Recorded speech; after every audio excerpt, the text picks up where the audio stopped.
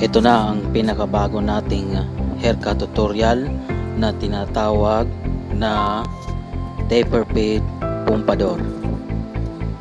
So panoorin nyo po mga katropa mula umpisa hanggang matapos po. Pagtiyagaan nyo po panoorin para makuhanan po ninyo ng ideal para po sa mga gustong magka-ideal sa mga kaalaman ko sa paggugupit. So ito na ang pinakaunang procedure. Gumamit po ng guard number 2 close blade. So middle lang po ang taas. Tapos yung sa taas ng tainga ay konti lang po, mga 1 lang yung taas. At ganun din sa liig, sa likod. Middle lang po ang taas. Ayan. So kung anong dito sa kaliwa, ganun din sa kanan. Yun po ang ating unang procedure. So at ang sumunod ay ititrim na natin ngayon yung dinaanan ng guard number 2 para pumorma na ang kanyang buhok sa gilid. Ayan. So ang procedure ng taper fade ay iba-iba po ang aking procedure kung paano ginagawa. So iba-iba po yun, depende po yun sa buhok at hugis ng ulo. Sa iba naman na procedure sa taper fade ay una nilang procedure ay tinataga muna nila yung patilya at saka yung sa likod, side by side na patilya, ipipade muna nila. Pero itong procedure ko ngayon ay una kong ginamit na guard ay guard number 2, paikot po sa kanyang ulo. Estimated natin na makuha yung taper fade. So ayan po, napaikot natin yung trimming sa gilid, sa taas ng dinaanan ng guard number 2. Ayan po. So napaikot natin ngayon. Unang guard na ginamit ay guard number 2. Sumunod trimming. Ito na po, napaikot natin ngayon yung guard, yung trimming natin, napaikot natin. So pagpag para matanggal ng mga buhok na napagputulan natin. Ang sumunod na procedure ay gumamit ng guard number 1. Yun, iti-taper natin ngayon. Guard number 1 close blade. Ayan, yung sa patilya niya. So ito, ang taas niya ay mid taper fade lang. So ganun din sa likod, sa kanyang liig.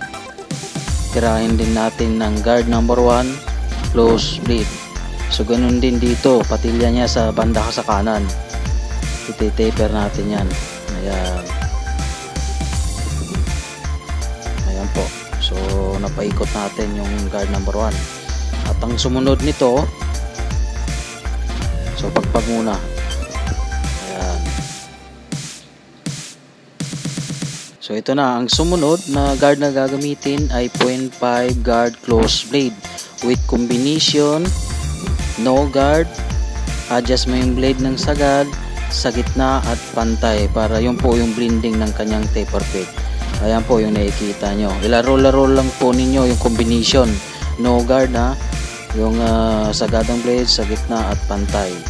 Pero unahin po natin yung gamitin yung 0.5 guard bago yung combination natin. Ayan. So ganun din dito sa likod niya, sa liig. Ganun din ang guard na gagamitin natin.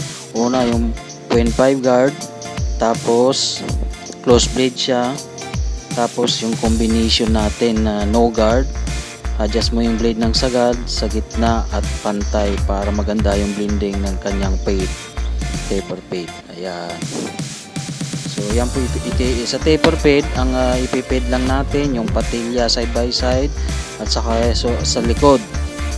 Yan po ang tinatawag na taper fade. Ayan. So na maganda ang fading ng kanyang taper. Ayan, talagang middle lang po siya. Ayun, natapos natin ngayon yung pag-fade natin. So pagpag muna ulit para maganda at walang buhok na naiiwan na napagputulan. So at ang sumunod, ititrim natin uli yung dinaanan ng guard number 1 kanina para mawala yung kanto. O, di ba? So ititrim natin yan. Kung saan nakikita natin na mayroong dapat ititrim natin para magka-plain siya at hindi gaano magkanto. Ayan.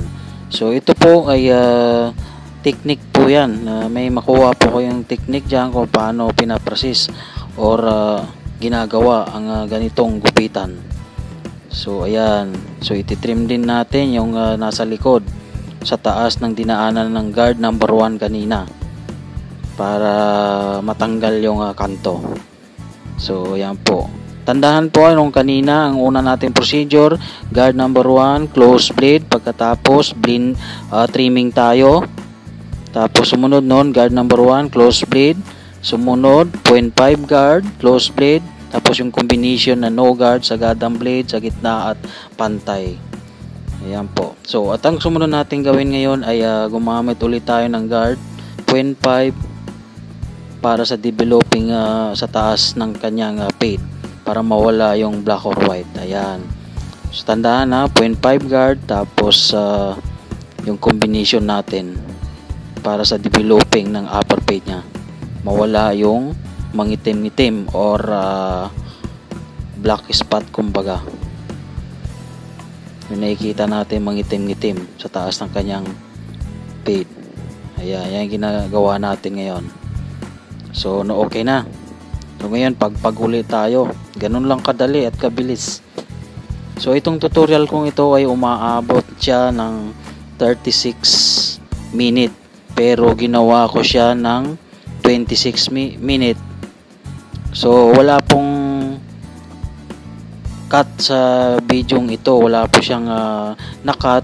Kundi, may mga parte dito na ginawa kong mabilis para umiksi yung video.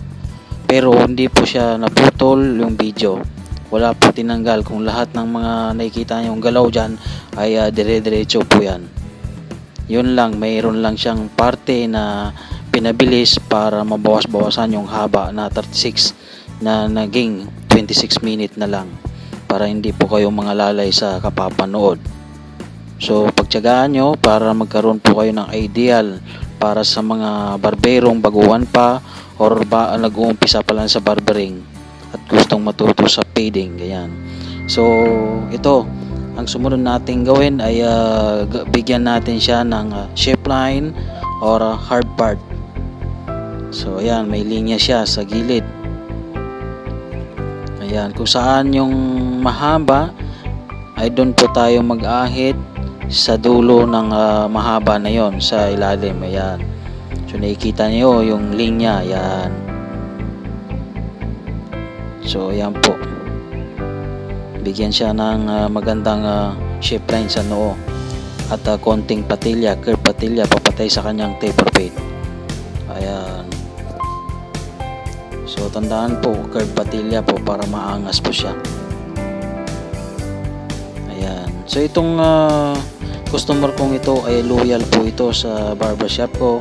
Dito po lagi na nagpapagupit kaya hindi po nababago ang kanyang gupit or anggulo na lang kumbaga. Ayan, i-detail natin yung fade niya sa patilya para sa pag-ahit mamaya. So dito ang taper fade ay patilya lamang at bigyan natin ng outline sa likod ng tainga para matawag natin na taper fade. Ayan yung ginagawa ko ngayon gamit ang detailer. Bigyan natin siya ng outline sa likod ng tainga pababa doon sa liig ng kanyang fade. Ayan. So tuloy-tuloy po tayo ngayon. Ayan. Tignan natin yung ating ginawang outline kung talagang maganda na at tuwid na siya para sa pag-ahit mamaya hindi na gaano mahirap. Ayan. So i-detail natin ngayon yung fade niya sa likod para sa pag-ahit mamaya gamit ang labaha. Ganon din dito sa parte sa kanan. sa likod ng kanyang tainga, bigyan natin ng outline para makumpleto ang ating outline ngayon sa side by side. Ayan, yan po ang taper. So mamaya may nakikita tayong mga itim-itim dyan, kaya ating lilinisin yan mamaya. So ganun din dito sa kanan, bigyan natin siya ng magandang shape line para makumpleto yung shape line niya sa noo. Ayan, yung nababagay lang po sa kanyang noo. Ayan. So nakikita nyo naman kung paano ko ginagawa. So panoorin nyo po maigi mga katropa, lalong lalo na yung mga hindi pa talaga marunong sa mga gupitan na ganito.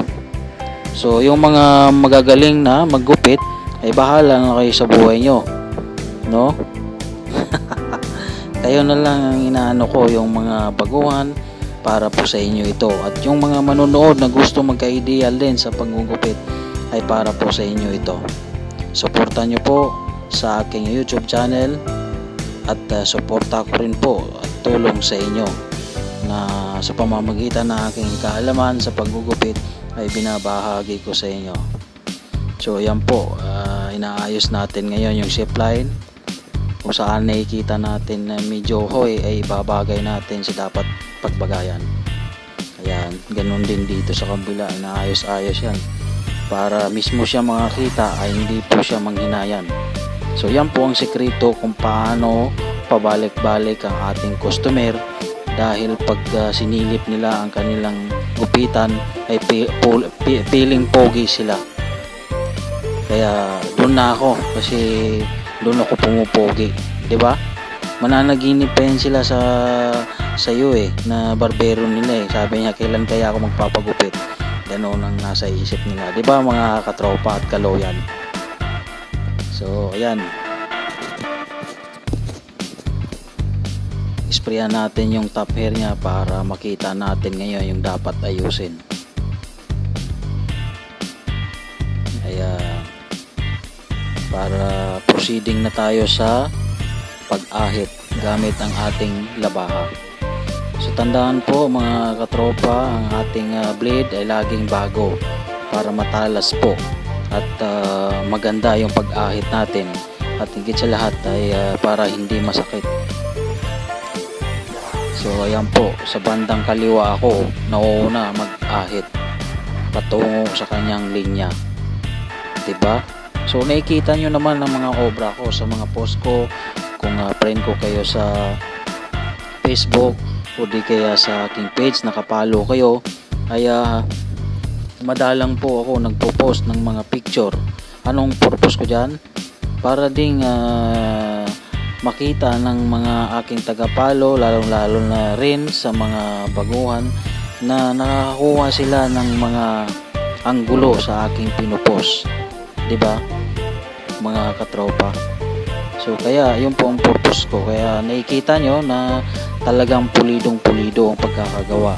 So ngayon, andito tayo ngayon sa YouTube, gumagalaw po ang aking pinapakita ngayon, kaya mas madali pag-aralan at makuhanan ng ideal sa mga birada sa paggugupit.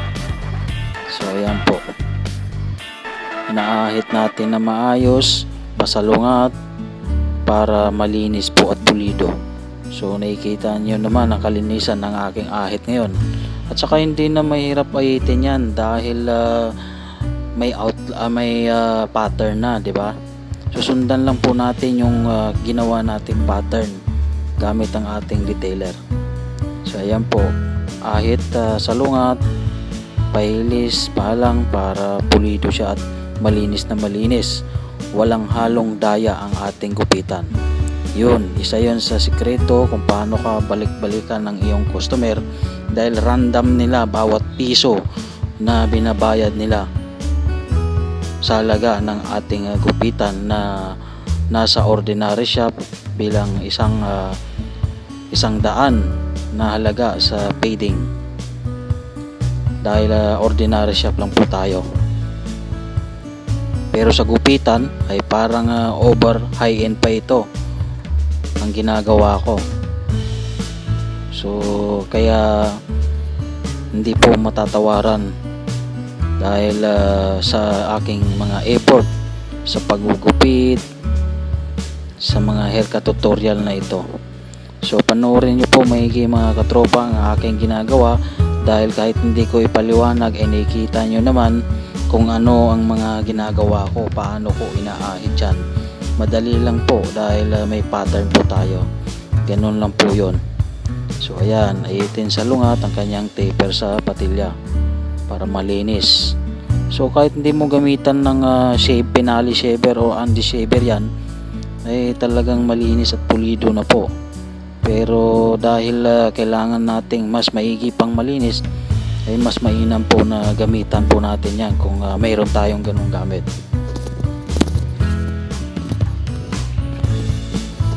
So ito na, nakumpleto na natin yung shaving natin, side by side, front and back.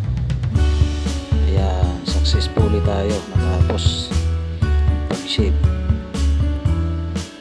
Pagpag po tayo. Tandaan po mga katropa, laging pagpag po para hindi mangati si customer.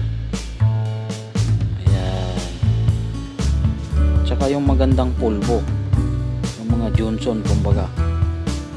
Ayan. Ayan na yung singpa shaver ko na pang finishing. Ayan. Bukod sa ginamitan ng labaha, ay gamitan pa natin ng singpa shaver. Mas maganda kung mayroon tayong wall pinali or undies shaver. Ayan. So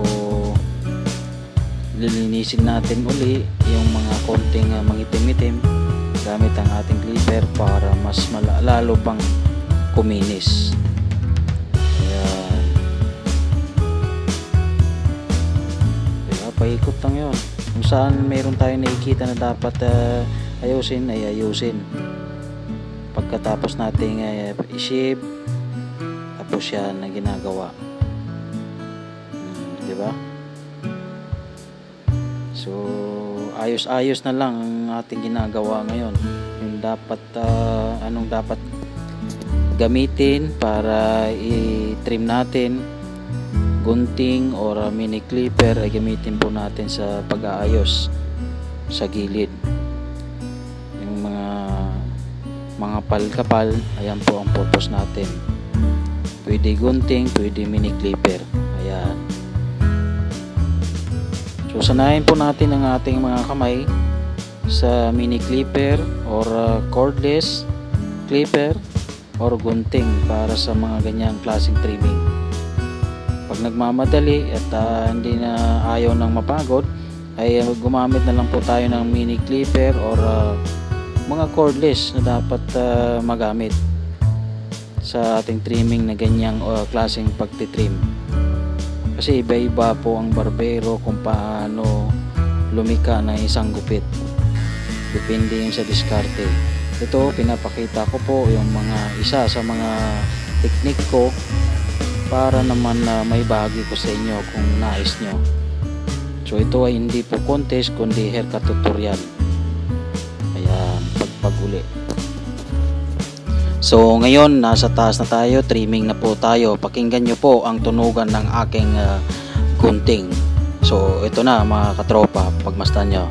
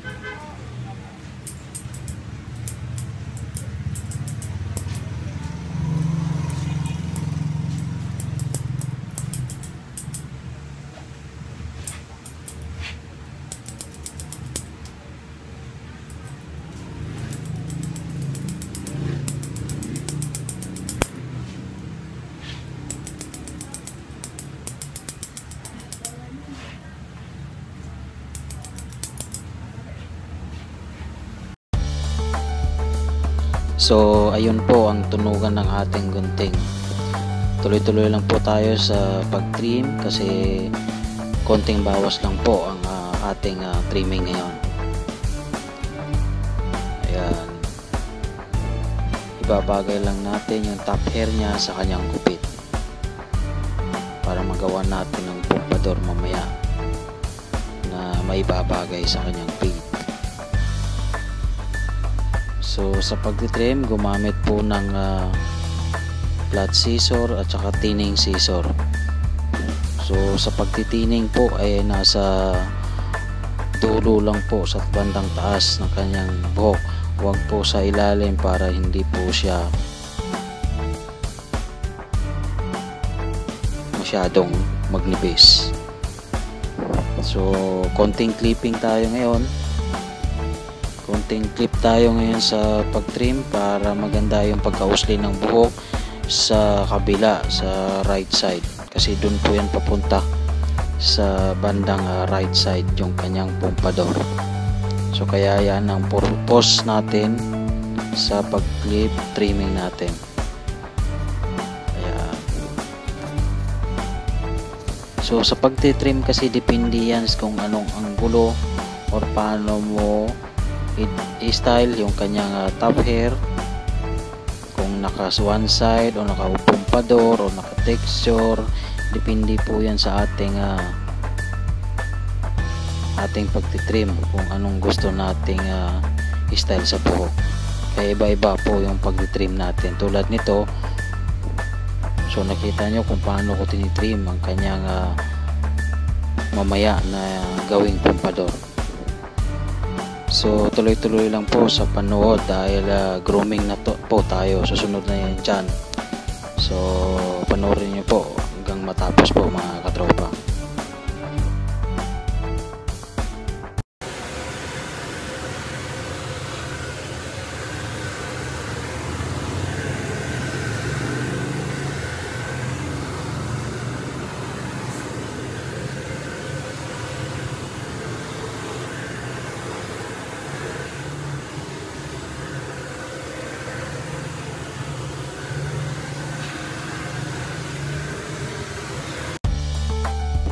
So yun po ang tunog ng ating blower kapag hindi po nakamute ang ating video.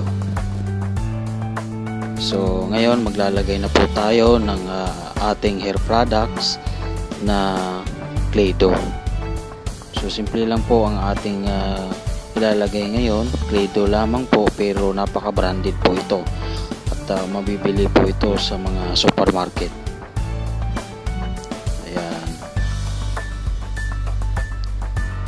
So pagkatapos yan, paglagay natin ng clay dough ay i-blower natin para tunawin yung clay dough na yan, para mai-groom natin ng maayos, para makumpleto natin yung tawag sa ating gupit ngayon na taper fade pompador.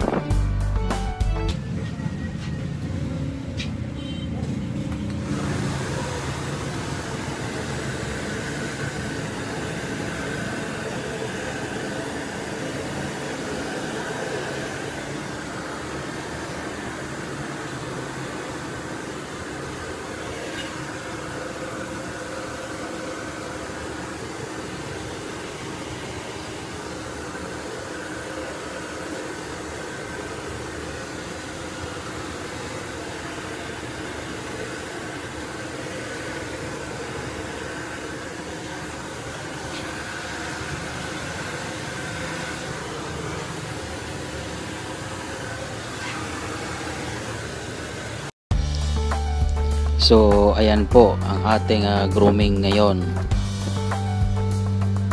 taper fade pompador. Sana mga katropa at manunood, marami kayong nakuhang aral sa aking haircut tutorial. Sana po ay suportahan nyo ang aking YouTube channel, Jasky Barbero Sopero. At huwag lang po ninyo kalimutan pindutin ang notification bell para ma-notify po kayo ng mga bago kong upload. Maraming salamat po sa inyong lahat mga katropa.